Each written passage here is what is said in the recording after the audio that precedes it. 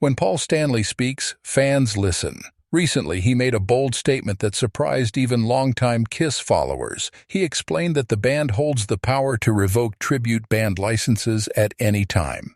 For decades, tribute bands have filled small clubs and theaters, dressing up like Gene Simmons, Paul Stanley, Ace Frehley, and Peter Criss. They gave fans a chance to relive the energy of a Kiss show when the real band wasn't in town.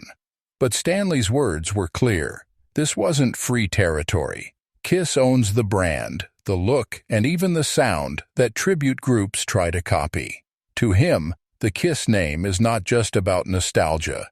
It's a business empire. From the painted faces to the fire-breathing theatrics, every detail is tightly controlled.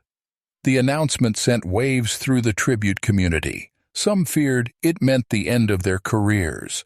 Others defended Kiss, saying the band has every right to protect what they built. But one question kept echoing. Why now? Why did Paul Stanley feel the need to remind the world of Kiss's power over tribute acts? That answer takes us deeper into the heart of the Kiss empire. Kiss has always been more than just a band. From the start, Gene Simmons and Paul Stanley turned it into a brand, one that stretched far beyond music. Toys, comic books, lunchboxes, even coffins. Kiss sold it all. Their philosophy was simple. Kiss is not just for musicians, it's a trademarked experience. That same philosophy applies to tribute bands. To Simmons and Stanley, a Kiss tribute show isn't just a fun cover act, it's using the band's image and brand. And for that, permission must be granted. The licenses that tribute bands get are not permanent. They're contracts that can be pulled back at any time. Paul explained that this system exists to protect the band's reputation. If somebody out there is doing a bad version of Kiss, he said, it reflects on us. In his eyes, fans who see a sloppy performance might blame Kiss itself. That's something he's unwilling to risk. This strict control might sound harsh, but it fits perfectly with Kiss's history of running the band like a corporation. To Stanley, keeping the brand clean is as important as keeping the music alive, and that's where the tension begins. For tribute bands, the dream is to live like their heroes. They dress in the leather costumes, put on the makeup, and belt out rock and roll all night. Some even tour internationally, pulling in real money. But with Paul Stanley's reminder, the pressure has never been greater. Imagine spending years building your act, only to lose the license overnight. That fear hangs over every tribute group. Some performers see it as unfair. After all, they argue, they're keeping the Kiss spirit alive in towns the real band may never play again. But Stanley doesn't see it that way. To him, it's not about the tribute bands, it's about the fans.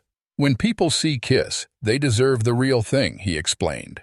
A tribute band might love the music, but if they don't deliver the same power, it risks disappointing the audience.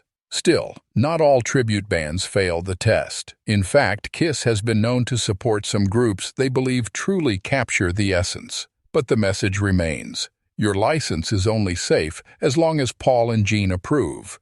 It's a warning that adds both respect and fear to the tribute world. Paul Stanley's obsession with control doesn't come from nowhere. For decades, Kiss has battled with former members, record labels, and critics. From the messy split with Ace Frehley and Peter Criss to the constant struggle over image rights, Stanley has learned one lesson. If you don't control the brand, someone else will. He believes that Kiss's legacy must be carefully guarded. We worked too hard for too long to let somebody else ruin it, he once said. That legacy isn't just about selling albums, it's about the image of a band that became larger than life. Allowing unlicensed or underperforming tribute acts to use the Kiss brand would weaken that legacy. It would make Kiss look ordinary. And for Paul Stanley, Kiss can never be ordinary. It has to be explosive, spectacular, unforgettable. That's why he insists on the power to revoke licenses at any moment. It's not just legal control, it's emotional. Kiss's reputation means everything to him, and if that means disappointing a few tribute bands along the way, he's willing to take the heat. But not everyone agrees with this stance. When news of Stanley's words spread, the fan base split in two. Some agreed completely. Kiss worked for decades to build their name. One fan wrote online, "Nobody should be allowed to profit off it without their blessing." Others, however, felt betrayed. "Tribute bands keep the music alive," another fan said. "Most people can't afford to see Kiss in a big arena. Tribute shows give regular fans a chance to feel the magic." This debate isn't new. For years, fans have argued over whether Kiss is a band or a business. To some, Simmons and Stanley's control makes them geniuses. To others, it makes them greedy. The truth probably lies somewhere in between. Kiss is both a band and a business, and Paul Stanley knows it. By protecting the brand, he's protecting the money, but he's also protecting the memory.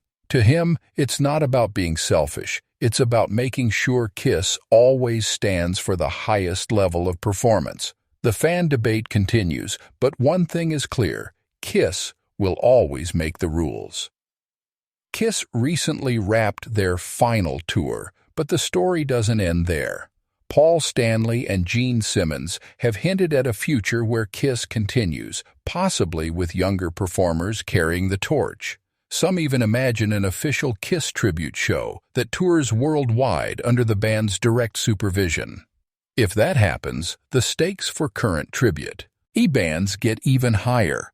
Why would Kiss allow outside groups to perform when they could run their own?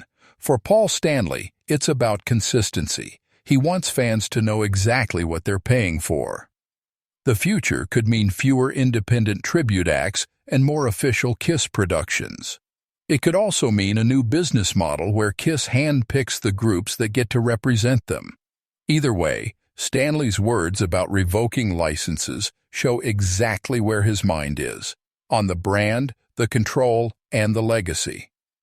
It's not just about now, it's about what happens when Kiss is no longer around to play live, and that makes this conversation more important than ever. In the end, Paul Stanley's statement wasn't just a warning, it was a philosophy.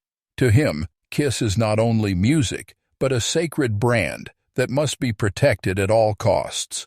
Whether fans see that as smart business or unnecessary greed doesn't change his mind. "If you're using the name Kiss, it has to be great," he explained. "And if it isn't, Kiss has the right to shut it down. That's the bottom line." For tribute bands, the future is uncertain. Their survival depends on the goodwill of Paul Stanley and Gene Simmons. Some may thrive under the band's blessing. Others may lose everything overnight. It's a gamble, but it's the price of playing with fire.